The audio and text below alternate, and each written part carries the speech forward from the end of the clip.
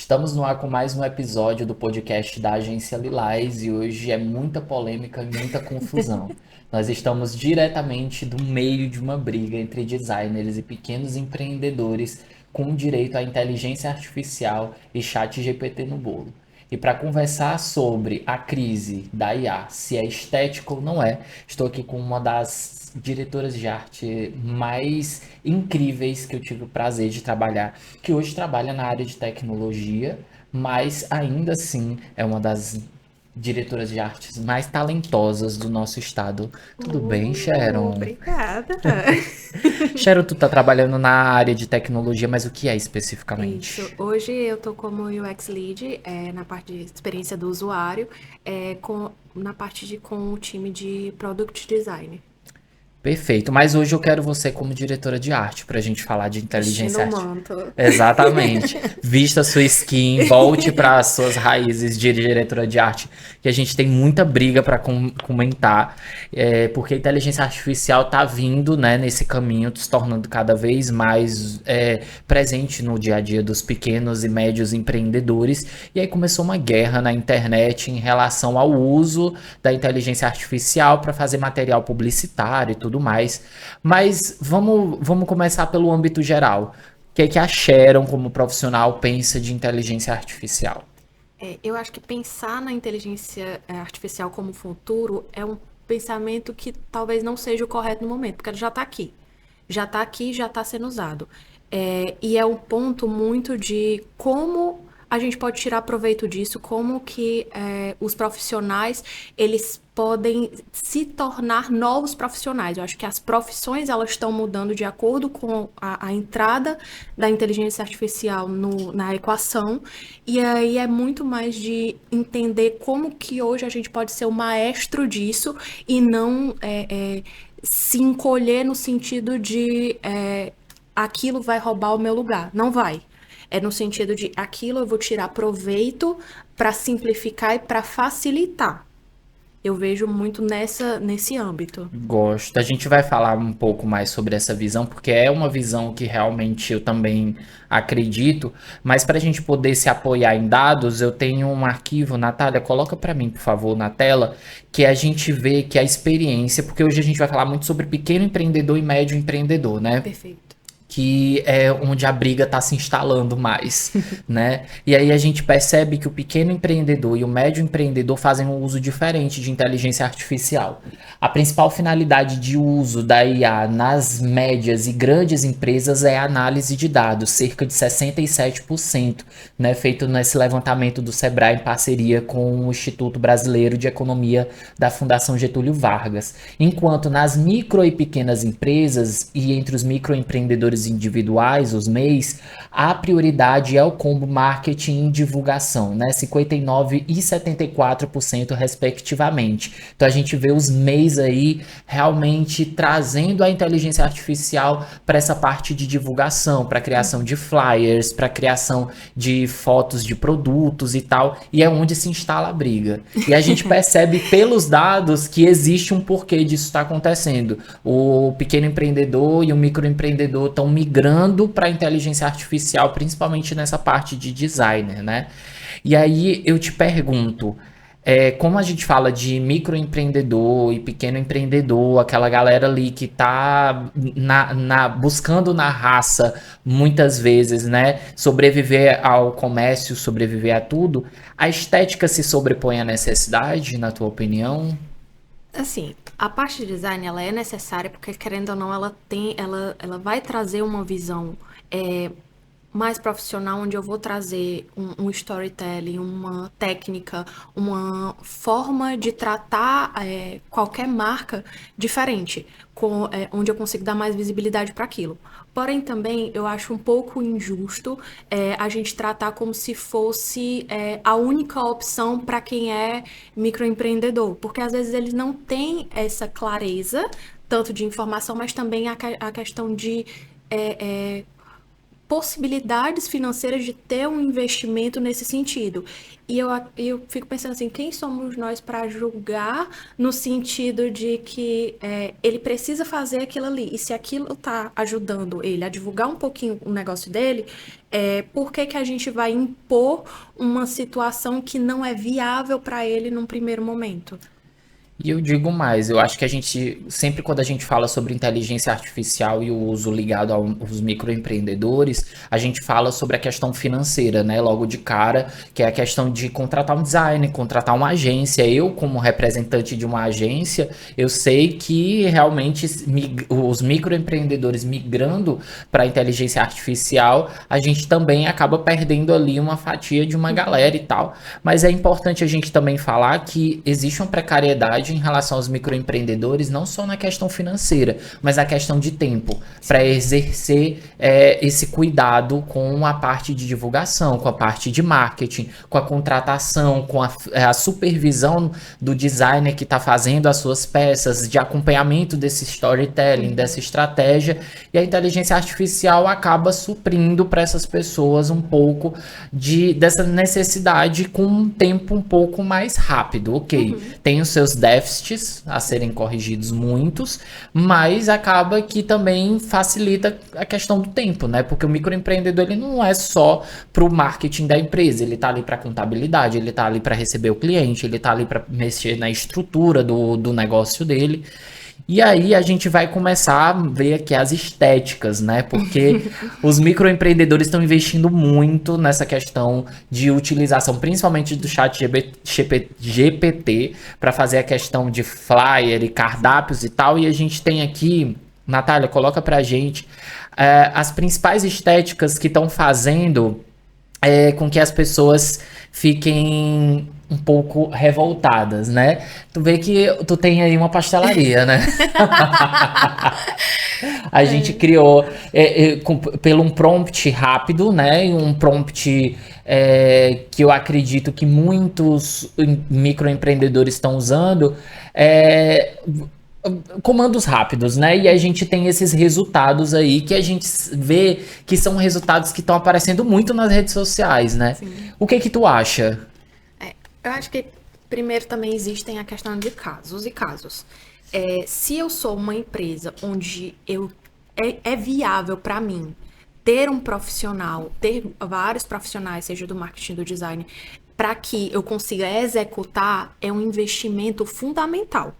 Porque só realmente uma equipe profissional ela vai trazer os melhores resultados possíveis. Esse é um ponto.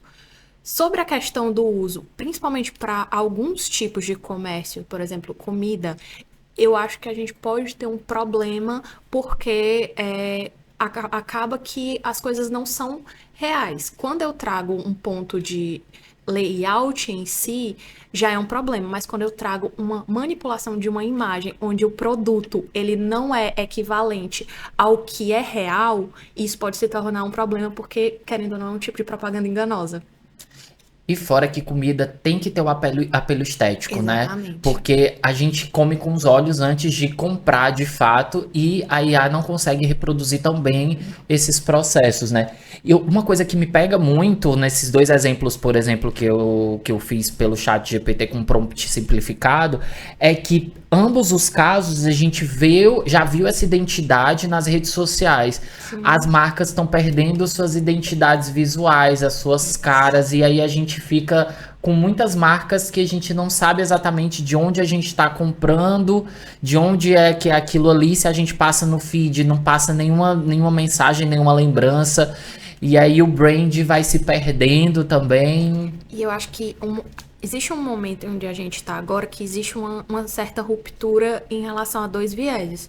Eu acho que vai muito para essa parte das coisas estarem ficando muito similares, mas ao mesmo tempo a gente tem uma outra vertente que é voltada para a questão de hiperpersonalização, no sentido de como fazer cada indivíduo se identificar com algum tipo de marca, com algum tipo de produto.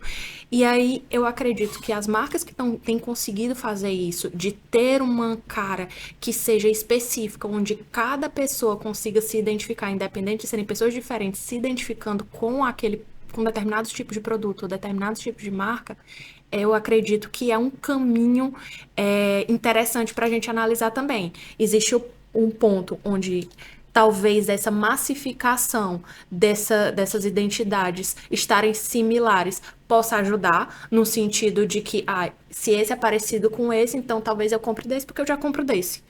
Pode ser uma coisa boa para uma questão de massificação de necessidade de informação, de conhecer até, mas também existe um outro ponto. Que é a personalização de um estilo de vida ou de alguma coisa muito específica que faça com que as pessoas não se encaixem, não engajem.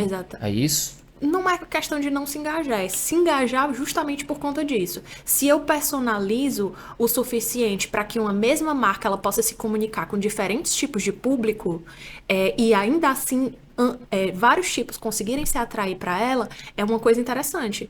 Porque eu consigo ampliar o meu público, ter uma identidade ali que é única dela, mas ao mesmo tempo ter variações onde eu consiga me comunicar com diferentes pessoas. Acho que isso é um ponto interessante. Só que qual é a questão? Talvez essa parte de personalização, essa parte de ter uma cara que é mais específica daquela marca, no momento em que a gente pode estar ficando uma coisa mais premium. E aí se preocupa. Sim. Entendi. Às vezes o básico vai se tornar um premium, justamente porque todo mundo está se parecendo. Exatamente. E aí pode passar a percepção de que é mais caro do que de fato é. Exatamente. Perfeito ter sido levantado isso, que eu não tinha pensado sobre isso, acredita?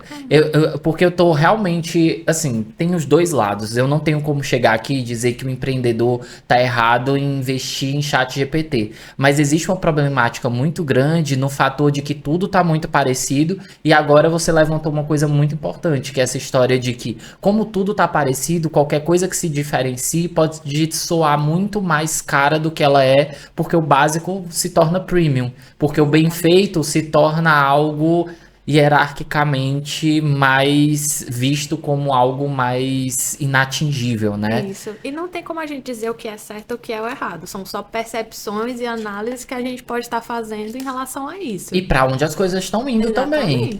Porque eu vejo direto esse tipo de comunicação. E aí, quando eu criei, eu nunca tinha criado, né, um cardápio por IA. E quando eu criei, eu vi os resultados, eu disse, entendi porque tudo tá assim, tudo tá parecido. Porque até a disposição de informações é igual. E aí é aquela coisa, não é só uma disposição de informações para restaurantes e a parte de alimentação. Se você perceber, essas duas identidades visuais, essas duas organizações de layout, são para qualquer segmento. Sim. Se você for fazer um panfleto de autopeças, se você for fazer um panfleto de uma festa, é tudo muito parecido, né? Então não existe algo muito bem elaborado. E aí você falou sobre as comidas, e a gente tem uma problemática gigantesca nessa história da emulação das comidas pela inteligência artificial, que o outro arquivo vai mostrar pra gente. Por favor, Natália, coloca pra gente. Essas são as comidas que estão nas peças anteriores. É porque a gente agora botou um zoom grande. Mas, por exemplo, esse arroz, esse feijão da primeira imagem, parece de brinquedo, parece emplastificado, eles são bolinhas ali, a carne não parece real. Se você para pra analisar, tipo, a porção de calabresa parece tomate. E a batata frita com bacon, eu não sei o que é isso. Eu não sei de onde ele tirou esse feijão verde. Hã? Jurava que era um macarrão. Parece, né? E a inteligência artificial, ela não reproduz com uma fidelidade, né? A não ser que você faça um prompt bem específico. E essa história de você fazer um prompt bem específico, você precisa ter conhecimento. Sim. Que aí é, de fato, um dos principais déficits relativos à questão do pequeno empreendedor. Sim. Existe uma pesquisa que mostra que essa é a principal preocupação deles no uso de inteligência artificial. Não ter o conhecimento necessário para produzir algo que seja um pouco mais atraente e um pouco mais próximo do que ele gostaria de fato. Eles estão entregando o que eles recebem dentro do conhecimento que se tem. Eu acho que isso tem a ver com essa limitação que a gente falou e, ao mesmo tempo, gera uma crise estética, sim. Sim, Né? de fato.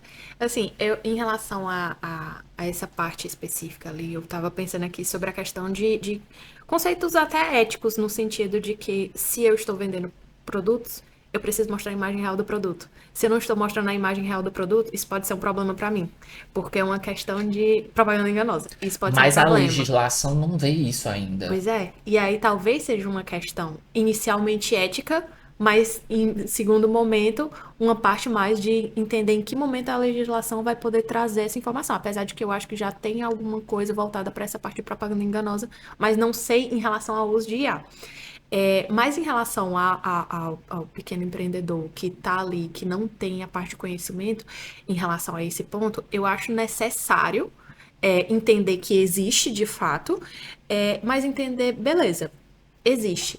A gente não pode impor que ele contrate alguém para fazer isso se ele não tem uma condição. Se ele tem, perfeito, é o cenário ideal. Se ele não tem, como que a gente pode ajudar também a ele a melhorar isso? Será se existe o ponto onde possam existir mais capacitações voltadas para isso, nesse sentido? E aí são empregos que se criam a partir da inteligência Exatamente. artificial. Ao invés de Exatamente. suprimir empregos, a gente pode elaborar empregos com as demandas que estão surgindo através da IA. Exatamente. Como que os designers podem auxiliar os microempreendedores a conseguir criar coisas com um viés de conhecimento técnico um pouco mais aplicado, mas ao mesmo tempo simplificado? Eu acho que isso vai muito dessa sua fala de novas profissões. De fato, a gente vai precisar ter novas profissões. Já tem várias novas profissões e cada vez mais a gente vai ter nesse sentido.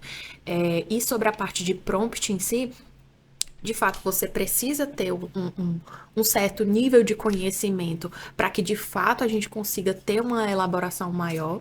Existe a questão também de uso não só da IA em si, mas, por exemplo, nesse caso das comidas ou da coisa assim, eu posso usar junto com fotos reais, eu posso já usar junto com informações reais, e isso dá uma ideia de tangibilidade das coisas, mas ao mesmo tempo, de fato, eu preciso melhorar esse conhecimento das pessoas. E eu acho que esse conhecimento, ele vai ser adquirido em algum momento, é tudo novo, principalmente nesse critério, nesse uso dos empreendedores, e eu acho que é muito válido essas discussões de, beleza, tem essa questão, tá desse jeito, o que a gente pode fazer para mudar?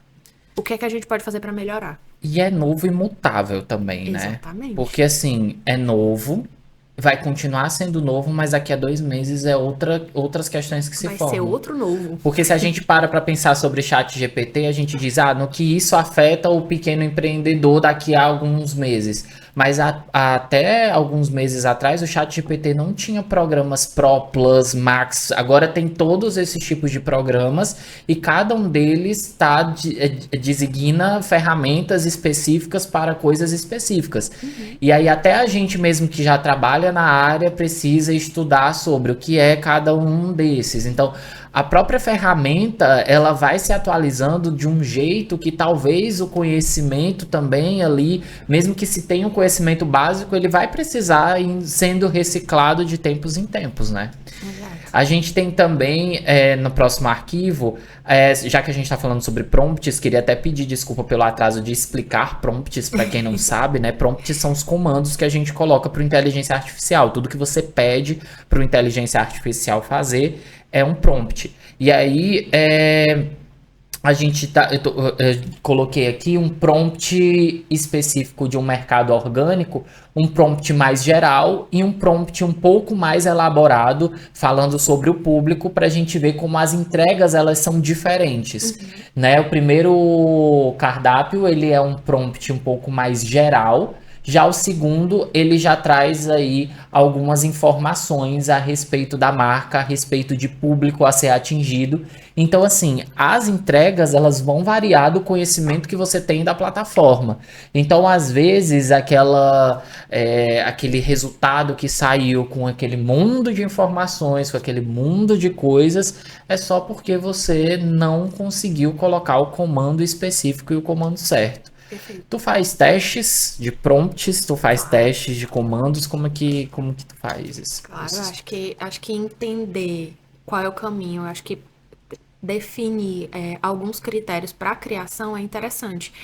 Nem sempre o primeiro resultado vai ser o ideal, nem sempre o primeiro resultado vai alcançar aquilo que a gente está pensando na construção de qualquer coisa, seja de um texto, seja de uma informação, seja de algum dado específico. Inclusive, tem um ponto que existem até ferramentas que te ajudam a criar prompt. Por exemplo, o Copilot da Microsoft, ele tem uma aplicação que ele te ajuda a elaborar melhor o seu prompt baseado num contexto que você dá. E isso é interessante, porque ele acaba deixando ele de uma forma mais que a máquina entenda, de uma forma simplificada para isso. Óbvio que essa parte contextual, que é a que a gente dá para essa criação de prompt, é extremamente fundamental entender como que a gente vai trazer isso. E aí, nesse sentido, o que é que eu quero mostrar? Para quem que eu quero mostrar? E quando você vai refinando esse prompt, porque é muito fácil só colocar, eu quero um cardápio disso.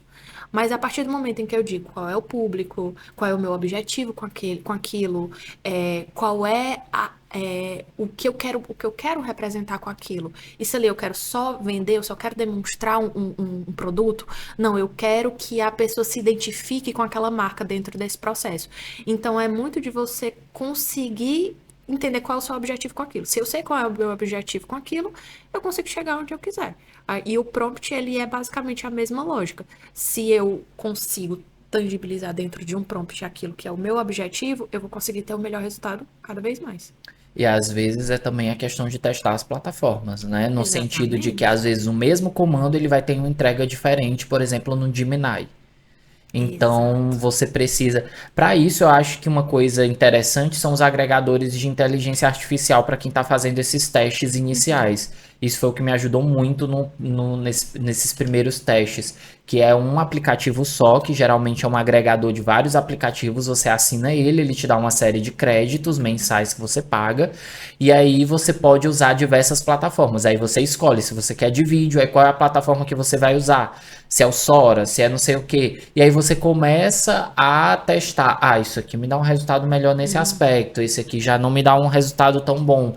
Mas é aquela coisa. Eu acho que para pequenos empreendedores que estão se aventurando aí, o ChatGPT ele não é a única opção. E eu acho que esse é a mensagem que deveria ser colocada dos designers ao invés de um julgamento direto, é dizer, gente, sai do ChatGPT e vamos testar outras coisas. Tem outras possibilidades. Às vezes os designers podem estar vendendo cursos sobre isso, como você falou, mentorias e consultorias e dando aulas e palestras e se solidificando em outros aspectos, porque esse é o tipo de demanda que eu não vou dizer que não vai cessar, porque a gente não sabe, né? Cada vez o futuro é mais incerto nessa área, mas vai perdurar, porque a gente falou, né? Alguns meses atrás a gente não estava preocupado se a plataforma tinha um Pro, o Plus, o Max e não sei o que. Só que agora ela vem evoluindo os conhecimentos, ela vem entregando coisas diferentes e tudo isso é conhecimento que precisa ser reciclado e tudo mais. E aí é uma demanda que precisa, tá? É uma demanda em aberto. Tem um monte de microempreendedor que às vezes iria até o seu curso, né, e entender como que funciona essa história do que é o prompt em si, porque tem muito microempreendedor que não entende que o que ele coloca ali é um comando e que, dependendo do detalhamento do comando que ele der, o resultado é completamente diferente, né? Eu acho que sobre essa tua fala, eu até queria dividir em 3 blocos. Um é sobre a questão do uso da IA, que é uma coisa que às vezes a gente atrela a uma ferramenta e não é isso. A IA é uma coisa, e aí entender que ela existem, dentro da IA existem várias possibilidades. Não é só criação de imagem, não é só criação de texto, existe muita possibilidade. existe o segundo bloco sendo a parte ferramental, e aí vem do ponto de tem muita ferramenta que usa, e cada ferramenta ela vai ter um objetivo, e tem ferramentas que têm múltiplos objetivos. Então, como que a gente consegue trazer o conhecimento sobre o uso dessas ferramentas também, para entender que tal ferramenta, ela vai te dar um resultado melhor nisso, essa daqui é para esse tipo de função, essa daqui é para esse tipo de função, essa daqui ela tem uma função mista, que eu acho que é o estudo dessas ferramentas e não se limitar a uma específica, ao Gemini, ao ChatGPT, ou seja, essas mais conhecidas. Existem outras também nesse sentido. É o que é gratuito, o que não é gratuito, até onde eu posso ir com uma ferramenta gratuita, até onde eu não posso ir, eu preciso de algum tipo de assinatura, e existe a questão do conhecimento em si, de como que eu posso agregar o meu conhecimento sobre o que eu tenho, porque cada empreendedor, cada marca, ela sabe o que ela sabe o que ela precisa, ela sabe que é um público dela, ela sabe de tudo isso. Mas como que eu posso pegar o meu conhecimento sobre o meu nicho, sobre o meu mercado, sobre o meu negócio e juntar junto com esses outros dois blocos? Exato. Porque não é uma coisa só. São três coisas separadas em que eu vou ter como orquestrador o meu negócio, quem eu sou, mas eu vou precisar de ferramentas e eu vou precisar de uma tecnologia para chegar no cenário ideal em relação a isso. Eu vou fazer uma comparação bem chula, tá? Mas a gente não pode tratar o chat GPT como leite moça. Que é esse o ponto Exatamente. que eu sempre falo para qualquer pessoa que vem me perguntar sobre inteligência artificial. Quando for falar sobre inteligência artificial, não fala chat GPT, fala inteligência artificial, já para você exercitar no seu cérebro que existem diversas possibilidades. Que o chat GPT ele é uma Sim. possibilidade democrática, é uma possibilidade que muita gente já tem instalado no seu celular e aí consegue fazer mais rápido. Ok, mas ele não é a única possibilidade. E a partir do momento que ele não é a única possibilidade, você entender isso, você já compreende que você precisa explorar outras, né? E existem outras inúmeras Inúmeras. possibilidades para criação de imagem, para criação de vídeo, para criação de texto, para criação de voz, né? Enfim. Aí a gente tem aqui flyer de festa. Flyer de festa, ele tá indo também, todo mundo tá indo meio que na onda da IA. E eles estão saindo tudo assim, tudo desse jeitinho. O que me parece muito também a identidade visual do cardápio, né? Aquela coisa, um background preto. E aí a gente tem as informações. Se tu para pensar, se a gente troca essa iconografia ali de baixo da rodada de caipirinhos drinks pelos pratos do primeiro flyer lá do restaurante, é a mesma distribuição. Ela vai para outros caminhos com outros elementos, mas é sempre a mesma distribuição, né? Sabe um ponto que eu não tinha pensado antes, que eu comecei a pensar agora, vendo esses layouts? É, a inteligência artificial, ela é um acúmulo de informações passadas, certo? Pego o conhecimento do que já aconteceu. E se tu prestar atenção em todas essas artes, a maioria que você mostrou, elas parecem muito coisas feitas há 5 anos atrás, há 10 anos atrás, há 3 anos atrás. E às vezes tudo junto, né? Porque elas Exatamente, botam acaba todas as juntando referências. coisas. E a gente sabe que a estética em relação seja lá o que for que a gente vai mostrar, ela evolui com o tempo. Então, talvez esse seja um ponto da gente verificar. Será se a gente não tá regredindo no sentido de tá dando deixando as coisas um pouco até vintage, porque a gente tá usando tanto informações quanto estéticas do passado atualmente em relação a isso? Porque ele não tá prevendo como que a gente vai se comunicar. Porque geralmente as marcas elas têm muito disso. De ditar novas regras, de novas tendências, de como que a gente vai usar. Teve Porque uma o época que era design ele é ensinado isso. a isso, né? É, Olhar para frente. E a inteligência exatamente. artificial tá olhando para trás Aham, porque ela é programada para isso, para olhar sobre tudo que passou, né? Então são exatamente. dois expoentes ali. Eu acho que é uma coisa interessante, uma análise interessante pra gente fazer. Será se o objetivo da gente é, de fato, em quem está construindo, ter esse saudosismo de estéticas do passado, ou de fato eu vou tentar construir isso para essas visões do que é realmente atual? Mas aí a gente entra também numa questão. Eu vou mais uma vez chulo, mais uma vez. É a estética fubanga. Ah, eu Vamos amo. lá, a estética fubanga, que é essa coisa meio. Temos ali 60 mil referências em uma só peça. Que Uhum. a inteligência artificial, visualmente, ela entrega muito isso. O chat GPT, ele entrega muito isso. A gente olha para esse flyer, a gente vê que tem diversas correntes ali de designers de diferentes épocas, tudo ao mesmo tempo agora, para ser feliz. Se essa estética fubanga começar a ser aceita como a estética que é bonita, que é a que não é que não seja, o Fubanga é uma coisa específica, mas que é a mais adequada.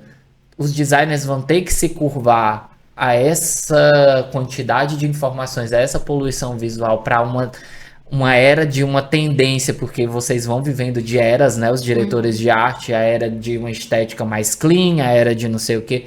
Será que isso não vai se transformar numa era e daqui a pouco os designers vão ter que estar emulando a inteligência artificial? Talvez. Talvez seja uma possibilidade. É o cenário ideal? Quem sou eu para julgar? Mas é muito de entender também qual é o objetivo. E eu acho que uma coisa mais importante é se eu estou comunicando, me comunicando adequadamente com o meu público, então tá funcionando. Aí vem aquela coisa. Mas está Pois é, funcionando? esse é o ponto. Eu estou conseguindo, com aquela identidade fubanga, atingir o meu público e está trazendo resultado. Eu tenho como medir esse resultado, senão não está funcionando. Mas aí uma provocação. A gente vem historicamente de pequenos empreendedores que não medem esse resultado do marketing. Então, não é que a produção depende disso. Deveria depender disso, mas culturalmente não depende disso. Há muitos anos a gente tem essa coisa do não analisar, pelo menos a grosso modo, e não são todas, mas a gente consegue enxergar isso em diversas marcas, de não fazer uma análise de resultados advindos de um material publicitário, né? E aí, com a inteligência artificial, se essa análise também não ocorre, independente disso, vão continuar sendo produzidos os flyers. Porque o resultado obtido ali é o resultado final, sem análise, ele está preenchendo ali a sua satisfação interna de que consegui fazer algo para ser divulgado.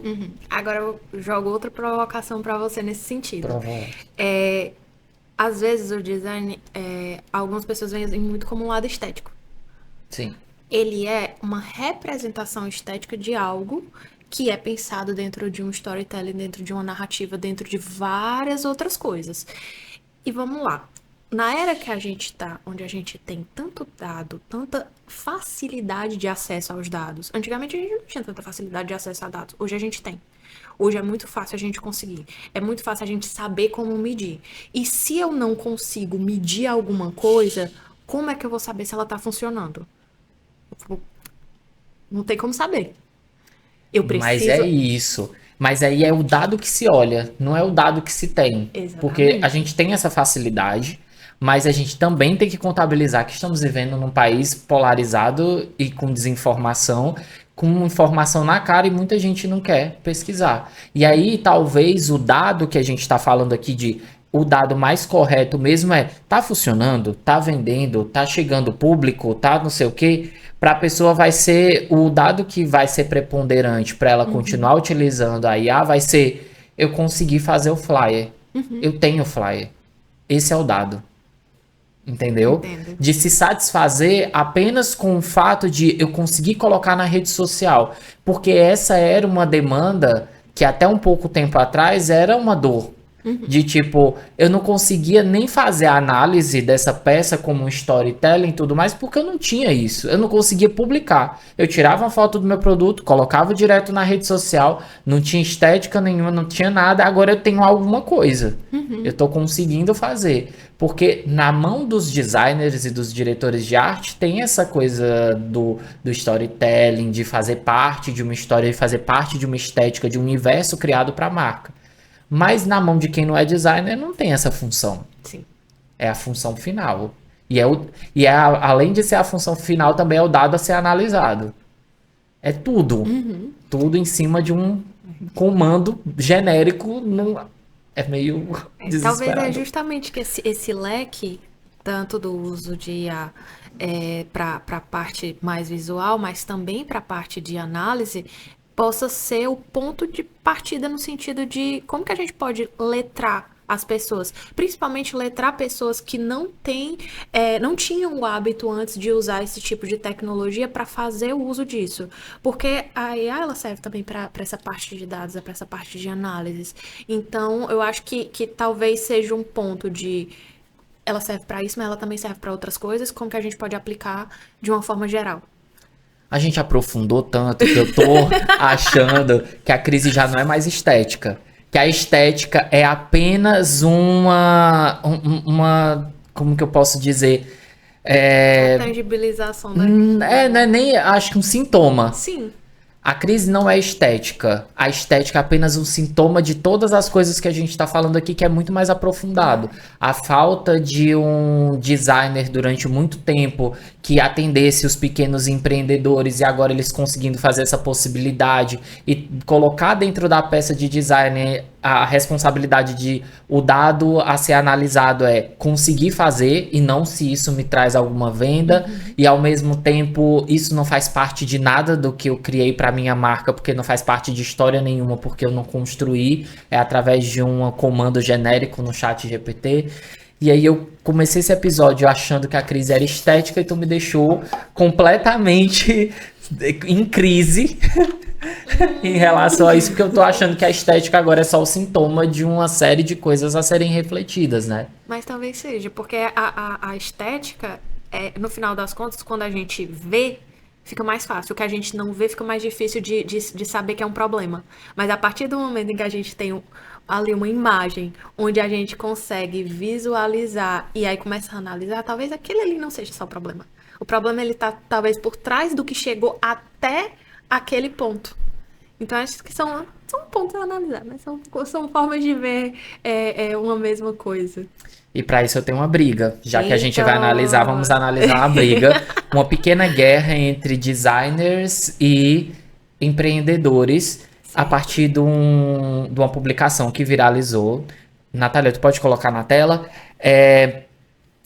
Teve uma publicação que foi feita em formato de um flyer de inteligência artificial. E aí essa criadora de conteúdo, ela colocou esse flyer dizendo que o flyer feito por uma inteligência artificial era um lixo. E aí ela botou uma série de características, né, que não tinha originalidade, que parece mal feito, né, e que muitos deles falaram nos comentários que tinham saudades até do Canva, que também foi uma coisa criticada muito pelos designers quando o Canva começou a ser difundido, né? E aí embaixo ela bota ninguém vai ler esse entulho todo, que é o que a gente falou sobre a quantidade de referências que o ChatGPT coloca para qualquer tipo de design, né? E aí a gente vai para os comentários dessa publicação, que é aí onde mora toda a guerra. Pode passar, por favor, Natália? Eu não aguento mais, meus olhos estão sangrando. Por enquanto tem esse padrão feio mesmo, mas a tendência é ficar bom no futuro. Tu acha que a tendência é ficar bom no futuro? assim, sobre o sentimento em relação a isso, eu acho que é um sentimento válido. Eu acho que é normal que pessoas, principalmente que trabalham com isso, olhem de uma forma diferente. Eu olho, mas eu tento não julgar tanto pelos pontos que a gente já falou. Quando você tem um conhecimento técnico aplicado para aquele ponto, de fato você fica assim, nossa, esse aí. Mas vem para aquela segunda análise. Aí já sobre a questão do padrão feio, eu acho que vai muito sobre aquilo que a gente conversou. É um padrão porque ele está pegando referências existentes, referências do passado, para construir algo genérico. Se vai ficar bom no futuro, depende se as pessoas vão conseguir saber aplicar melhor. Dá para aplicar melhor, dá para ficar melhor. Mas E eu se acho eu que a não tenho inteligência também vai ler melhor, né? Exatamente. Se eu não tenho um conhecimento mínimo para conseguir deixar uma coisa mais a minha cara mais personalizada, onde eu fico ali com a imagem igual a todo mundo, talvez não vai funcionar. Mas até talvez um isso tempo evolua. desse, as imagens que a gente fazia de inteligência artificial, vinha coisas muito estranhas. Vinha gente sem dente, vinha não sei. Sim. Eram imagens assim que a gente disse, Ih, ainda vai demorar muito para a inteligência artificial se tornar uma coisa que a gente pode usar. Porque se a gente pede aqui para fazer, vem sem dente, vem com 5.000 dedos, vem com dois ouvidos, a pessoa vinha assim direto de Chernobyl. Só que agora a gente tá vendo esse padrão e quando ele diz assim, por enquanto tem esse padrão feio mesmo, mas a tendência é ficar bom no futuro, eu acredito que a inteligência artificial ela vai ler melhor os comandos genéricos. Justo. Agora, esse ponto que você trouxe é até um ponto interessante no sentido de é, era ruim, foi melhorando. Mas por quê? A IA, ela aprende. Ela vai aprendendo. Quanto mais gente usa, quanto mais apoio ali tecnológico para a evolução dela, mais ela vai melhorar.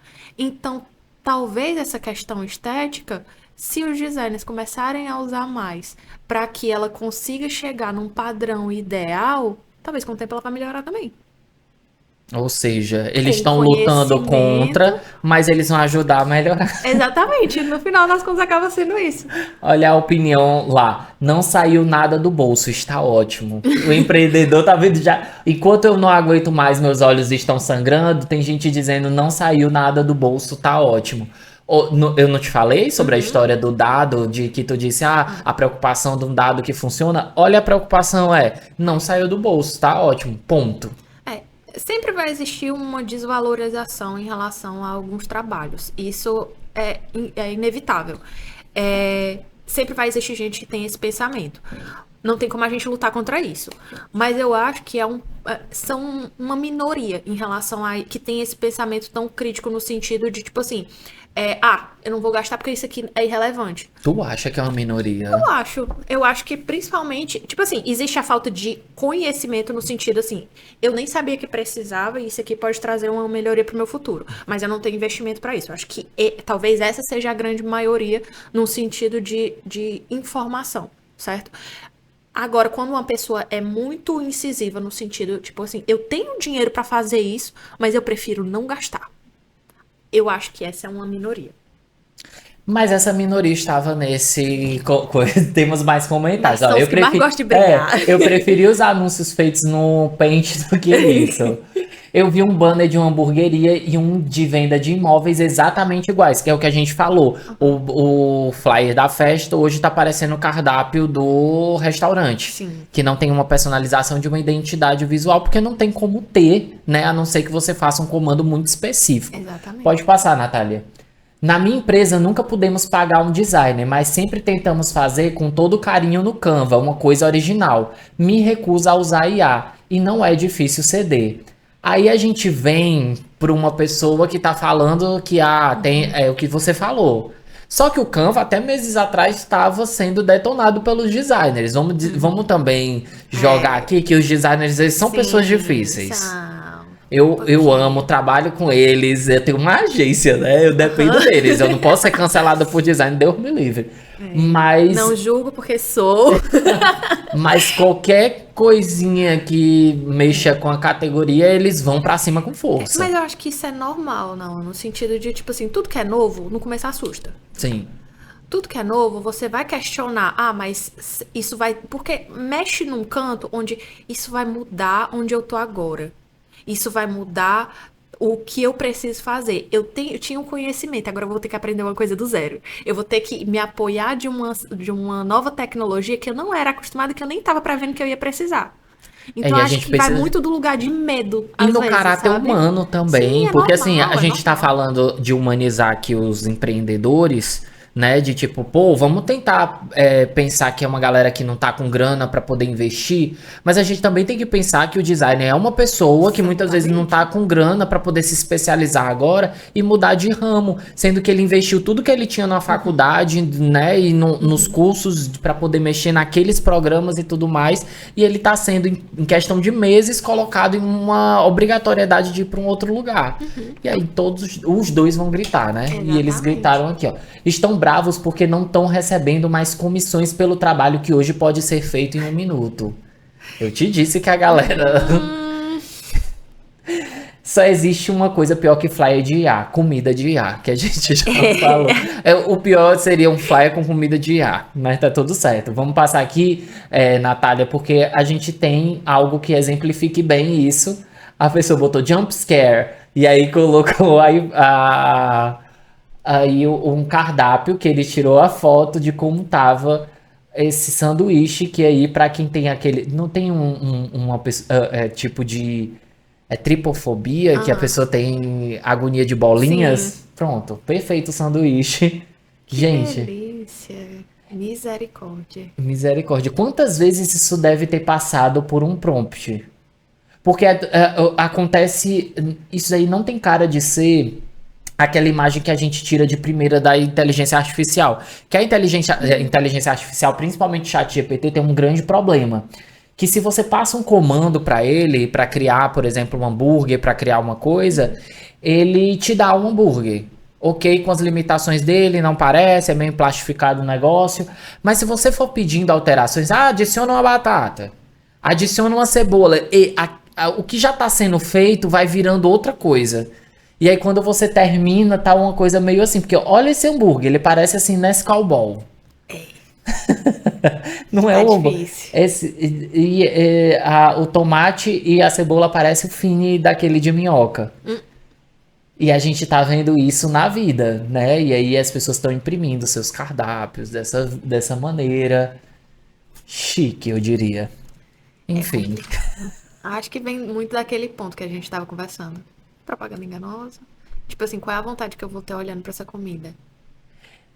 E aí tem essa questão da legislação que tu levantou, que eu não sei se o nosso país está preparado para essa quantidade de coisas que estão acontecendo, porque assim, não existe até hoje um sindicato para influenciadores digitais regulamentado, pelo menos que eu saiba, e a gente já tem influenciadores digitais há muitos anos.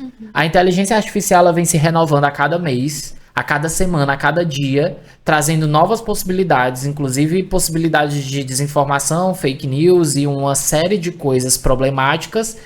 E a legislação ainda está atrasada com questões de 2013, 2012. Eu não sei se a gente vai conseguir acompanhar, é esse o ponto. Por exemplo, quando você fala sobre a falta a questão da propaganda enganosa. Eu não sei quando que isso vai chegar de uma maneira que impacte, por exemplo, a vida real mesmo, né? Existem algumas ferramentas que elas já têm algum nível em relação a essa parte das criações de imagens, delas terem tipo como se fosse direitos autorais dentro daquela própria imagem que é criada. Eu também não sei quais são exatamente, eu sei que a Adobe ela faz isso, mas eu não sei em relação a outras ferramentas. Mas eu acredito que essa parte da legislação, eu acho que é algo comum. Acho que a gente está dentro de uma nova revolução, e essa nova revolução, em algum momento, a gente vai precisar entender até onde a gente pode ir. É normal. Só que não vamos esperar uma Não, grande claro que merda não. acontecer, porque historicamente no Brasil é isso, infelizmente. A gente espera uma grande tragédia acontecer para se mudar a legislação. Sim. Quando números absurdos de alguma coisa, de alguma catástrofe acontece, aí o pessoal diz, tem que mexer na legislação. E aí a gente tá vendo várias coisas evoluírem, a gente não tem regulamentação de influenciador, e aí a gente tem um monte de influenciador fazendo propaganda de bet à torta e à direito. Aí tem que regulamentar a questão da bet, também não tá regulamentada. Aí tem que regulamentar a questão das IAs. As IAs, elas têm diversas questões nela mesmo, só de existirem, mas também não tem uma regulamentação, pelo menos que chegue. E a gente tá vivendo num momento de que tá esperando o quê? para as coisas acontecerem, serem feitas, né? Existe aquele ponto que você fala sobre a questão das profissões do futuro. Talvez quem está hoje nesse lugar de definição não sejam as pessoas que vão conseguir definir isso. Talvez sejam as pessoas que estão nesse momento de estudar agora, conhecer agora, que vão conseguir definir melhor isso, junto com essas profissões do futuro. É uma possibilidade. Mas até lá, muita água vai passar por debaixo dessa ponte. E é água poluída, que agora tá tendo a história da água poluída por causa dos data centers, né? Enfim, olha o tanto de... Muita caos. É muito caos. A gente chegou aqui para falar de cardápio feito de IA e a gente tá falando de data center. É sobre isso, mas assim, não tem o que fazer. Eu acho que é nadar contra a corrente esse movimento que alguns designers podem estar fazendo e, como você disse, de uma maneira muito justificada. É óbvio que precisa se regulamentar vários processos, é óbvio que se precisa olhar as coisas também por óticas diferentes, né? Inclusive essas reciclagens e entender os novos empregos e as novas demandas que estão surgindo e o que é que vai se tornar obsoleto do que você está fazendo, porque sim, vai se tornar obsoleto e mais rápido do que a gente imaginava. Eu acredito que a gente acabou, da nossa geração principalmente, se formando em coisas que a gente pensava que não se tornariam obsoletas enquanto a gente tivesse em atividade. E olha que a gente não tinha esperança de se aposentar.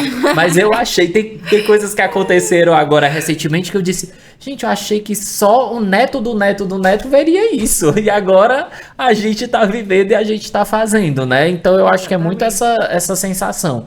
Mas não tem o que fazer, é uma realidade, né? O que está acontecendo com a questão da IA. Inclusive, temos mais dados para a gente se apoiar aqui, para finalizar esse episódio. Pode colocar para a gente, por favor, Natália. Que mostram que realmente esse cenário ele já acontece, né? 44% dos pequenos negócios no Brasil, eles já utilizam ferramentas de inteligência artificial em suas rotinas de trabalho, segundo dados do Sebrae em janeiro de 2026. 44% é muito.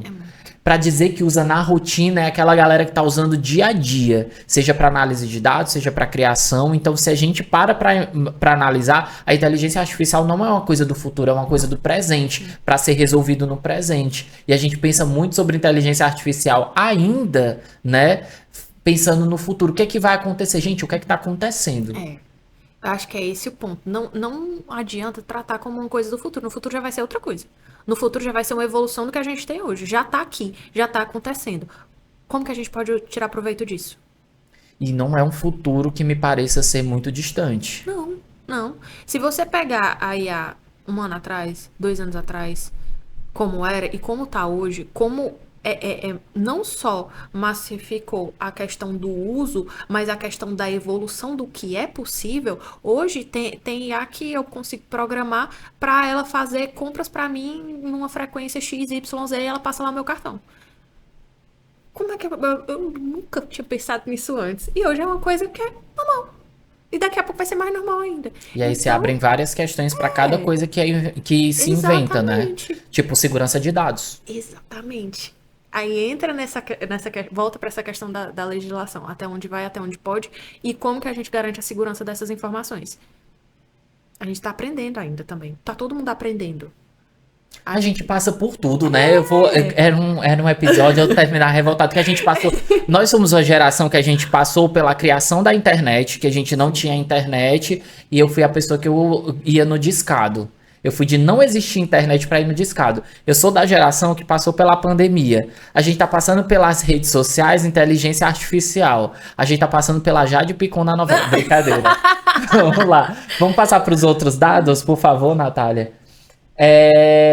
De acordo com uma pesquisa do Serasa Experian, realizada com mais de 1.500 pequenos negócios, médios negócios, empresas, as principais vantagens apresentadas pelos empresários que buscam ou usam a inteligência artificial são ganho de produtividade, que a gente já imaginou que de fato esse seria o grande X da questão, né? Mais produtividade, automação de tarefas repetitivas, que também é um processo que a gente vê como o tempo ele é realmente a moeda do futuro, né? Quanto menos tempo você tiver para realizar uma atividade, mais lucro você tem, mais possibilidades você tem, e a inteligência artificial está ajudando nesse processo, porque a partir do momento que você automatiza tarefas repetitivas, você melhora a sua questão da produtividade. Eu acho que está tudo muito conectado. A redução de custos operacionais, e aí vem empregos aí dentro, com certeza. Melhoria no atendimento ao cliente, né, que também ajuda muito no processo. A gente tinha ou a automação através de robôs, que agora está melhorando muito por causa da inteligência artificial nessa área de atendimento, ou humanos, que também tinham algumas falhas, né? E apoio na análise de dados, que é o que você falou, sobre a busca de dados expressivos que mostram se você está seguindo um bom caminho, se você está obtendo resultados. Eu acho que esse é o ponto do ganho da produtividade, é muito importante, porque é no sentido de que a IA, ela ajuda a tirar o trabalho operacional, tirar aquele trabalho repetitivo, tirar aquele trabalho onde é de executor. Eu acho que ele vai melhorando nesse sentido, onde os perfis que são mais estratégicos, mais pensantes, vão conseguir ter uma evolução melhor nesse sentido. Aí eu faço uma analogia à questão de quando teve a Revolução Industrial, que tiveram as máquinas. As pessoas óbvio que foi uma coisa assim, um baque para todo mundo, né? Tipo, você tinha uma pessoa que apertava os parafusos e agora tem uma máquina que aperta os parafusos para você. Mas precisou existir pessoas que aprendessem a usar aquela máquina. Aquela máquina, ela não funciona sozinha. Ela precisa de manutenção, ela precisa de um operador, ela precisa de um técnico para analisar se ela está sendo funcional. Eu preciso de alguém para medir se ela está executando as coisas na qualidade correta que ela precisa executar. E eu acredito que seja o mesmo caminho nesse sentido. O trabalho grosso operacional é o mesmo. Mas como que a gente pode trabalhar em cima disso? E assim como na Revolução Industrial, acaba entrando no momento de estafa social também. Exatamente. A gente estava vivendo um momento, não que não esteja, mas onde a saúde mental começou a entrar muito em pauta e todas as demandas sociais do capitalismo vêm para a saúde mental, né? Mais remédios, mais valorização em relação aos psiquiatras, psicólogos, psicanalistas, a produtos que estão aparecendo dizendo para você ter o autocuidado, seja na sua pele, seja na sua mente, porque você precisa melhorar a questão da sua saúde mental.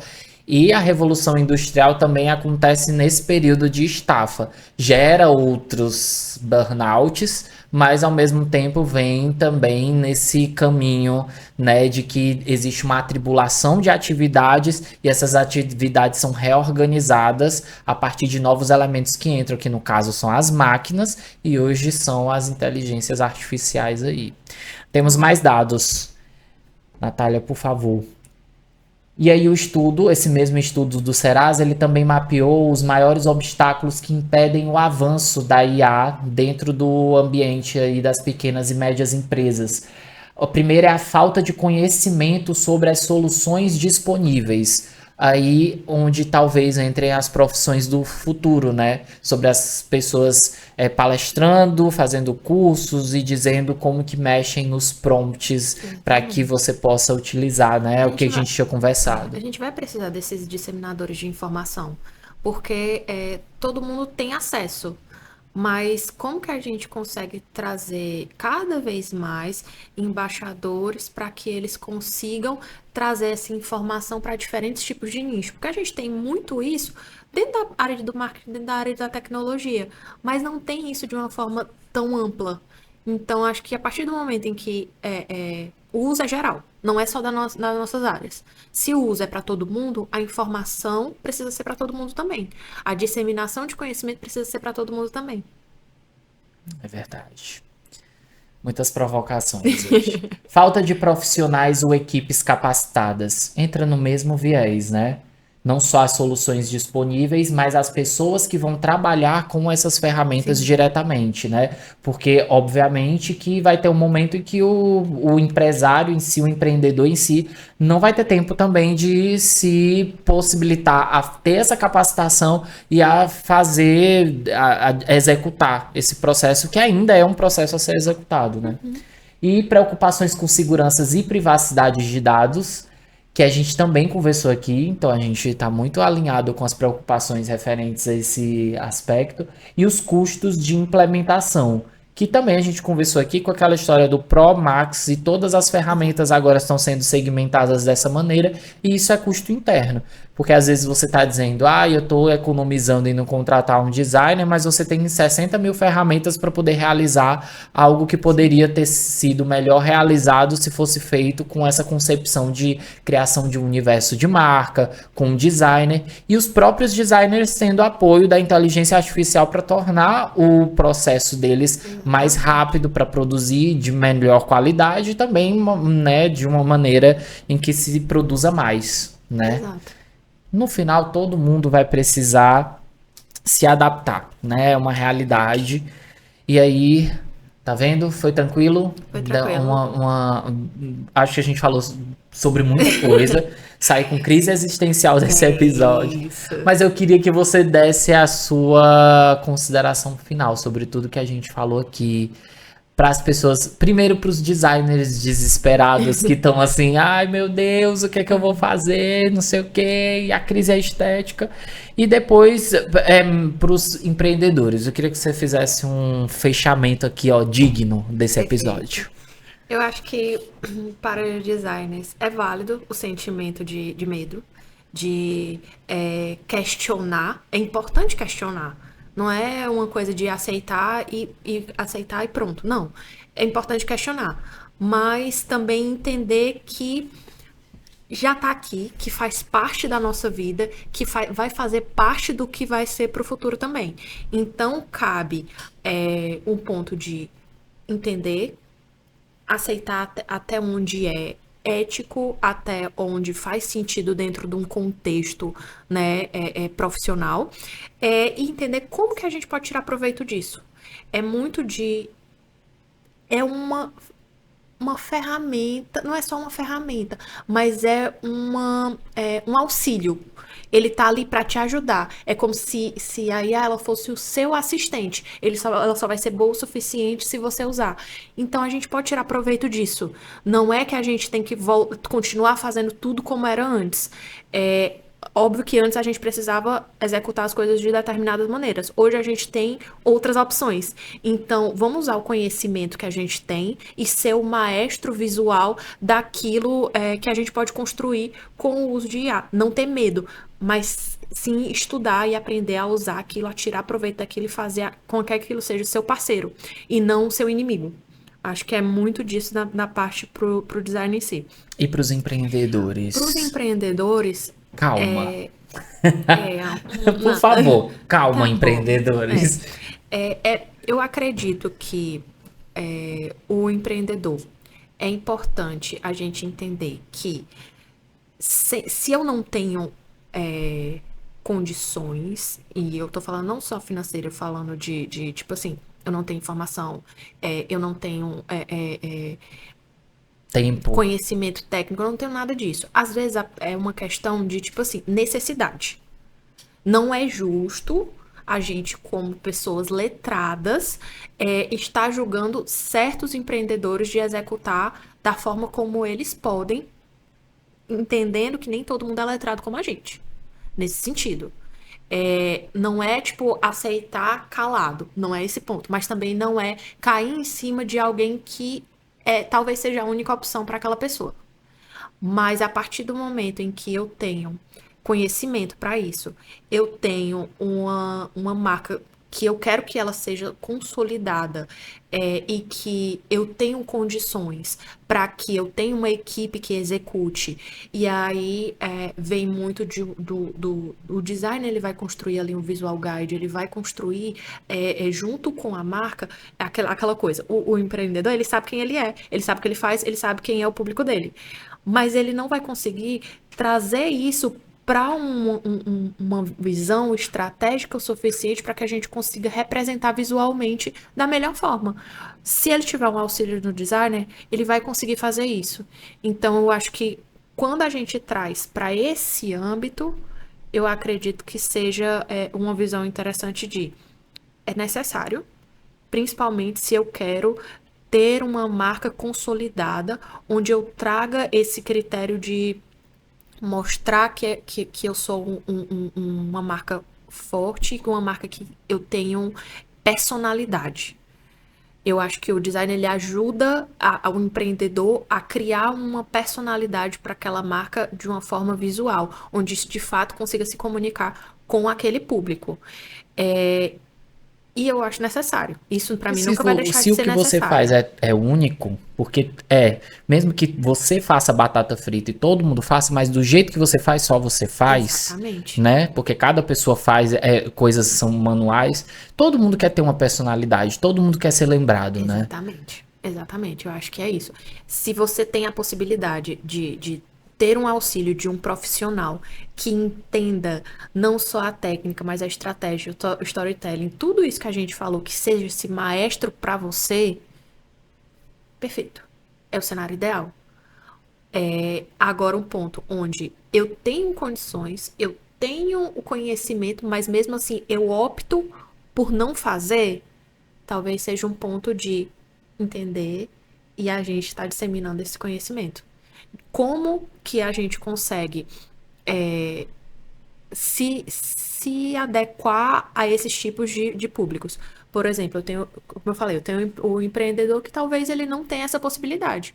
Como que eu posso, como designer, ajudar a letrar ele?